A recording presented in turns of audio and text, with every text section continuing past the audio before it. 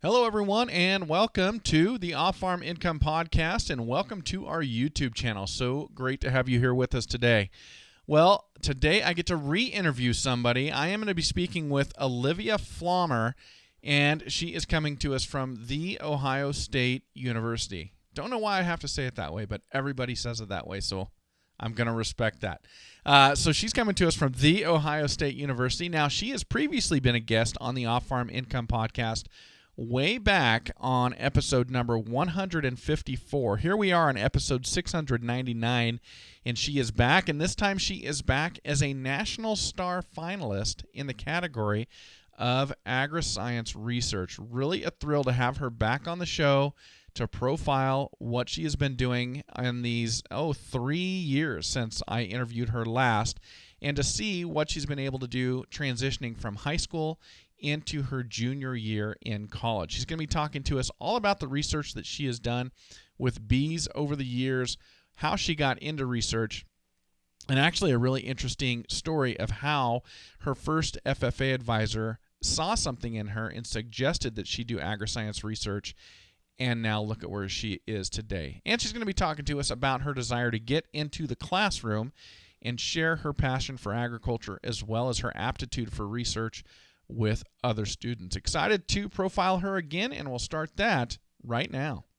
Joining me today is Olivia Pflaumer, and she is coming to us from The Ohio State University, where she is majoring in agriscience education and minoring in production agriculture as well as environmental science. Now, Olivia was previously on my show in episode 154. This is episode 699, so it has been a long time. It's going to be a lot of fun to catch up and now profile her as a national finalist for the National Star in agriscience research. Olivia, welcome back to the show. Thank you so much for coming on. Absolutely. Thank you for having me. Hey, I'm thrilled. I think it's awesome for me to have interviewed you back in high school between your junior and your senior years, and now get to interview you as a finalist for the National Star.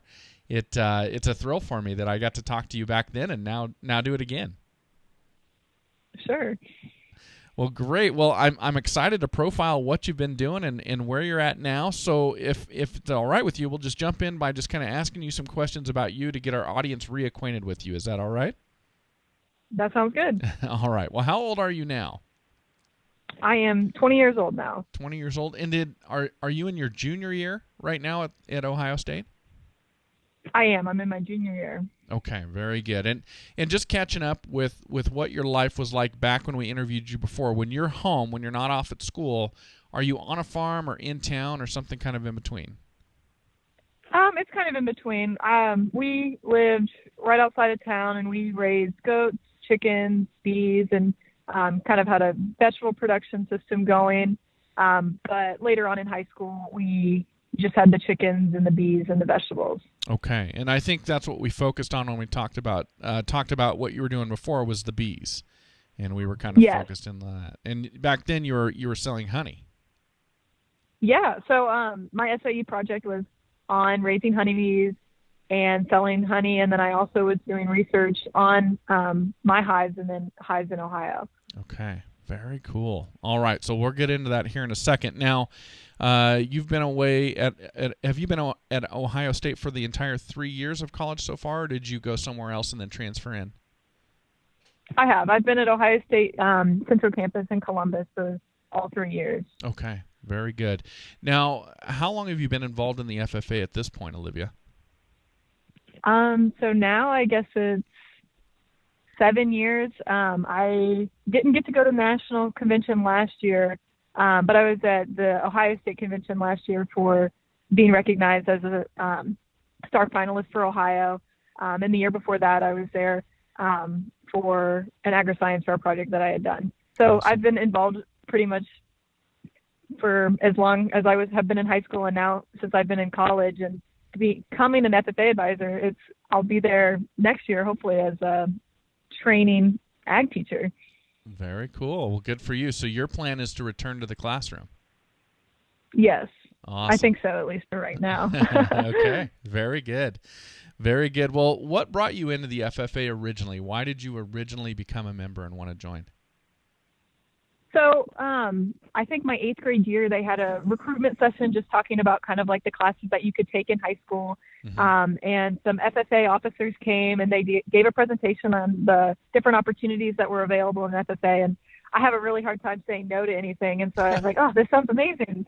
And so I joined not really knowing what to expect. And kind of everything that's come out of it has been something that I've really enjoyed, kind of, just jumped right on and said yes and did it and enjoyed every moment of it. Okay, very cool.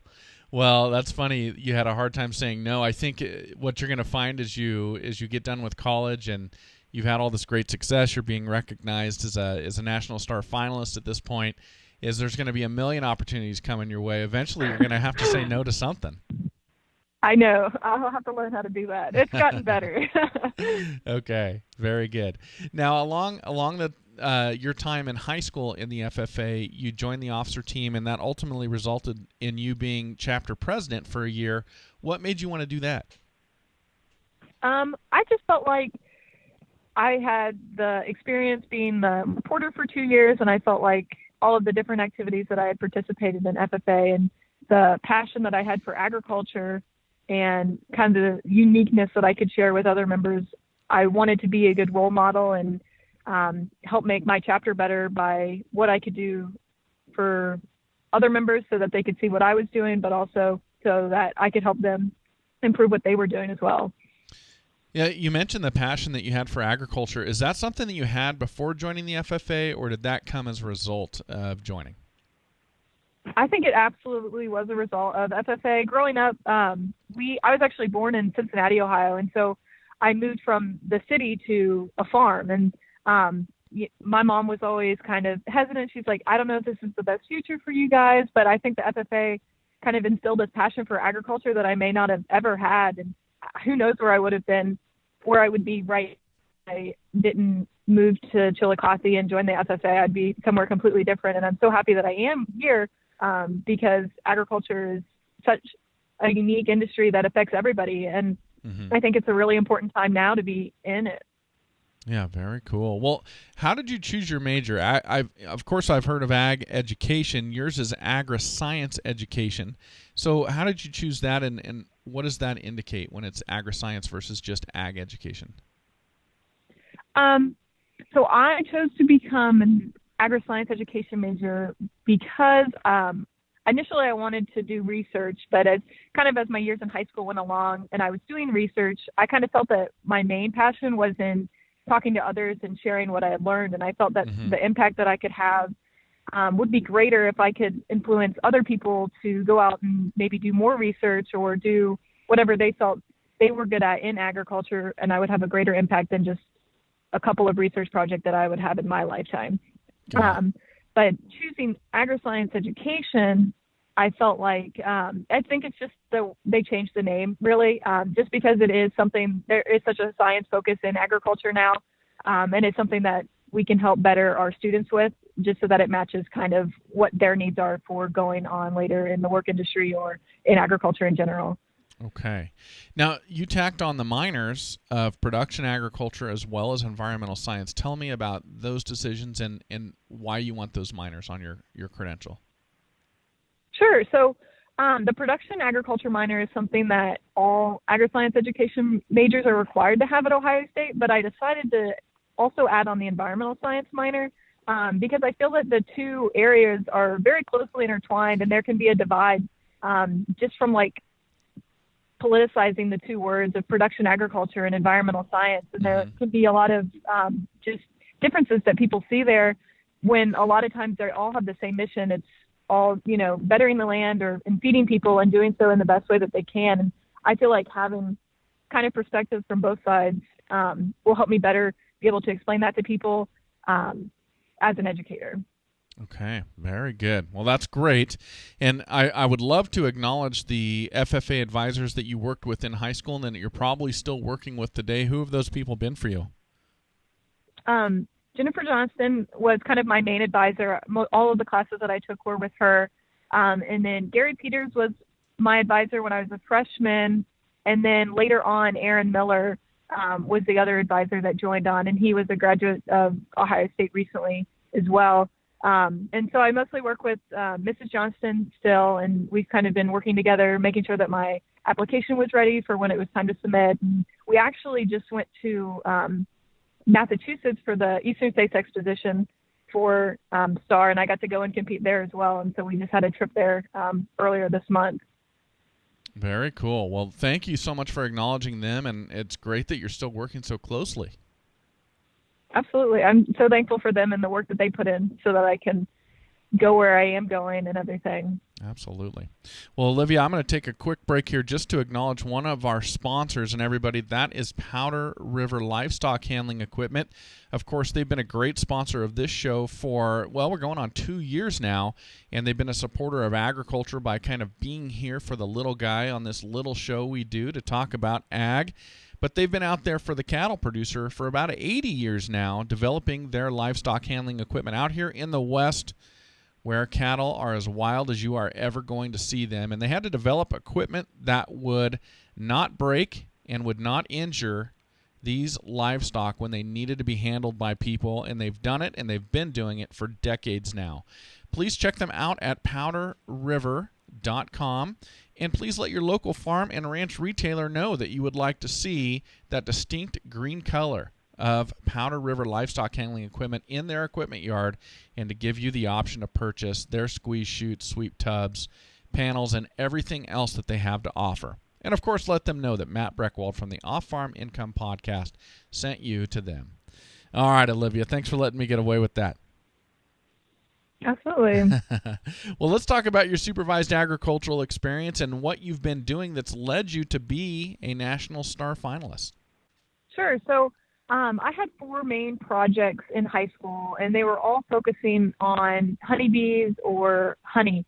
And my first year, when I was a freshman, I did a project on the presence or absence of pollen in honey, because I was curious about what made my honey unique compared to other honey that consumers may purchase. And so I was able to work with the Ohio State University Bee Lab in Worcester, Ohio, to look at that and just kind of compare my sample of honey that I had produced with samples that I had found at Kroger or Walmart, for example, and kind of look at why pollen was there, and then also if it was significant or not. And so that year, it was kind of really just a baseline. It's kind of crazy to look back at kind of what I did and look at the scientific method that I was kind of using, and eventually later improve upon that. My sophomore year, I did a project focusing on the effects of insulation on beehives. Because in Ohio, it's a huge issue every winter losing beehives to just the cold. And so I had experienced losing up to 80% of my hives just in the winter, finding a swarm and a bunch of bees in my hives just bundled together and too cold to reach food that was a frame over, just because of how cold it was. And so I wanted to look at insulation and see if I could increase their survivability while also increasing their internal hive temperature. And I found that I could increase the internal hive temperature by about 10 degrees on average throughout the winter using insulation. And that also decreased the loss that I experienced over the winter. And so that winter, I only lost about 20% of my hives, which is great. And in my junior year, this is when I was able to come back to that first project that I did my freshman year and look at more quantitatively the pollen that was present in honey, and look more than just my samples, but other samples in Ross County and around southern Ohio, and comparing those to other commercially produced honey.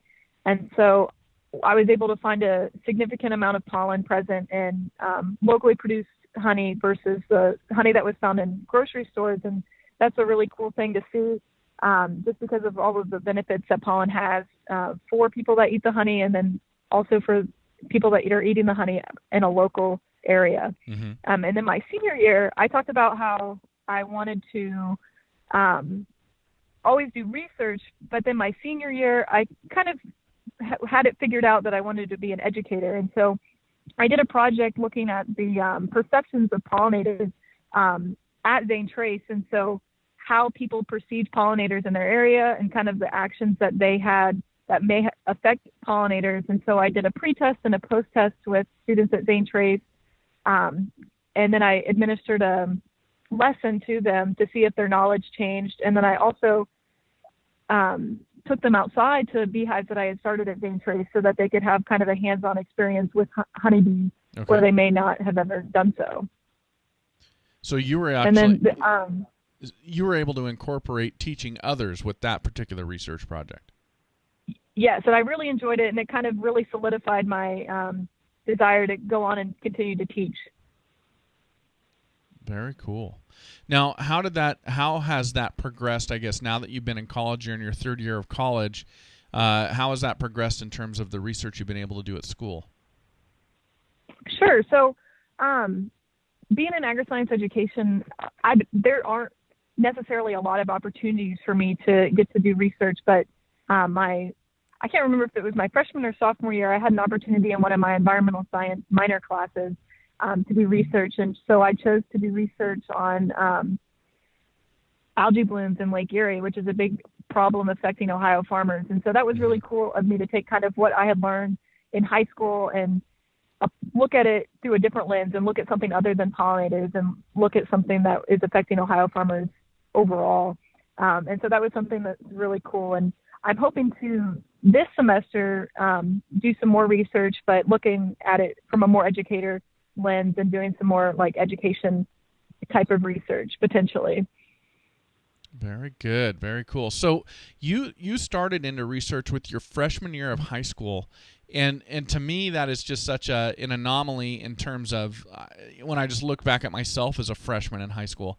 What led you to that? What made you want to start doing research and being so inquisitive that early on in your education? Sure. So one of the big influences that I had was my 8th grade science teacher. He was very passionate about science fair. He could figure out what students were really, kind of the niche that students had. And so he encouraged me to do science fair my 8th grade year. And then that was just kind of encouraged more by Mrs. Johnston to continue doing research because of kind of that uniqueness that I had with honeybees and my interest there and figuring out problems that I had faced as a producer, but then also issues that other honey producers in the area may be dealing with as well. Mm-hmm. So you kind of had an aptitude that lent itself towards research, and you had an FFA advisor that was, I guess, insightful enough to see that and steer you in that direction? Yes. Well, that's great. That's wonderful. So obviously that's worked well. You found yourself being selected as one of 4 of the top agri-science researchers in the FFA in the nation. What was that like when you found out that you'd made that Final 4?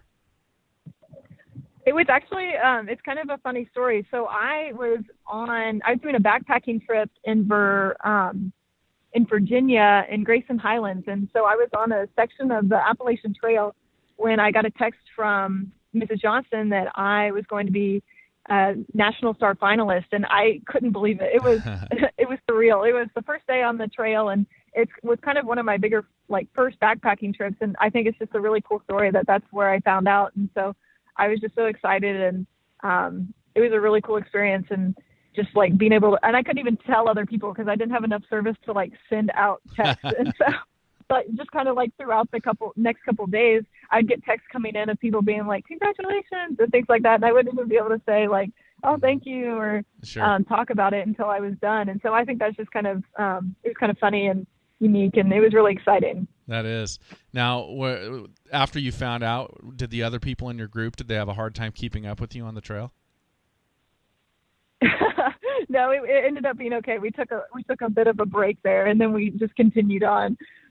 Well, it had to have your load had to have felt lighter after you found that out. Yes, it was definitely exhilarating. That is very cool. Well, I have had the opportunity, even though I'm a Westerner, to hike on the Appalachian Trail just a little bit in Shenandoah National Park, and it's very beautiful. So that's a great place to learn of this great news. That's awesome. That is great. Well, congratulations to you. What does it mean to you, and what does it mean to Zane Trace High School for you to be nominated, and what will it mean if they call your name and rush you to the front of that stage as the National Star winner? I think it's an amazing honor, and I'm very glad to represent the Zane Trace FFA.